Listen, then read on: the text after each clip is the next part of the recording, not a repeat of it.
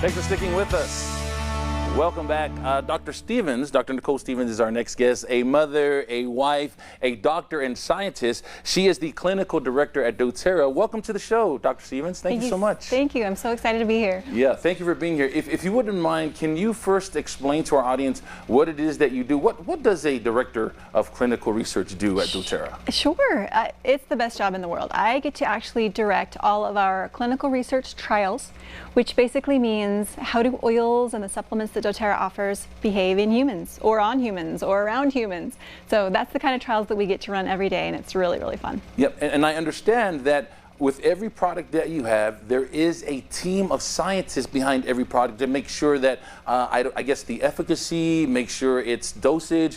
Can you explain a little bit about that? Absolutely. We have dozens of scientists on staff, and it's everything from making sure we've got the right plants that go into our oils to making sure that they have the highest quality that we need, testing them in the humans, and everything in between. So we really have an amazing team of scientists, and we're breaking boundaries that have really never been studied before in all of essential oil science. So it's exciting to do that too. I mean, speaking of breaking down the science, I just learned from the doTERRA segment I did last month that you can actually put some of the essential oils right into your cooking. So I learned that from you guys. It's true, and they're very tasty. Yeah, with school being back in right now that the kids are back in, we kind of have a regular schedule. Science projects. I'm always being asked by parents, do you know of any cool science projects? I'm hoping you can help us in that realm with doTERRA since it's all science-based. Oh, I would love to. We have actually got some really fun science projects. I'm going to demonstrate one for you today. Okay.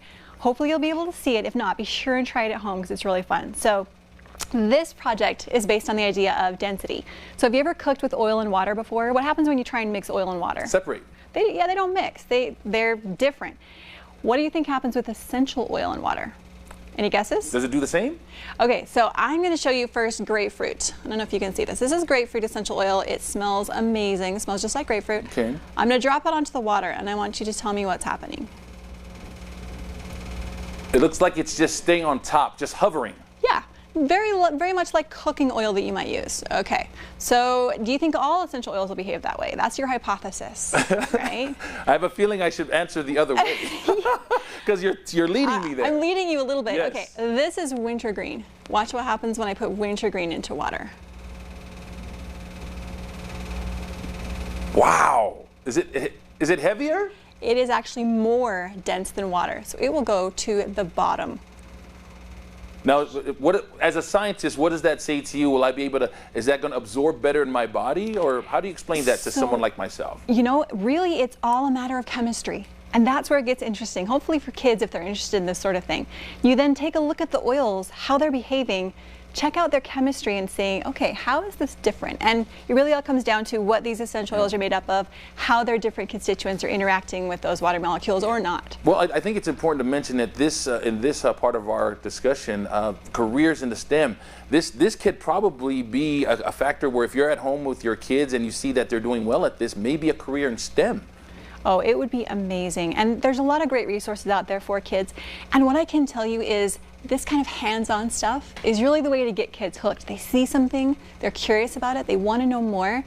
Moms or dads at home, do as many of these kinds of experiments as you can. They're simple, they're fun, they can lead to great science fair projects, and they can really get a kid interested in STEM. Yeah. Dr. Stevens, thank you so much. You always bring good, fun, and amazing experiments for us. If you wouldn't mind, tell everybody at home how to get all the information through your website. I would love to. doTERRA.com. They've got references and resources for kids, for anyone who's interested in essential oils, and really a lot of different kinds of chemistry and botany.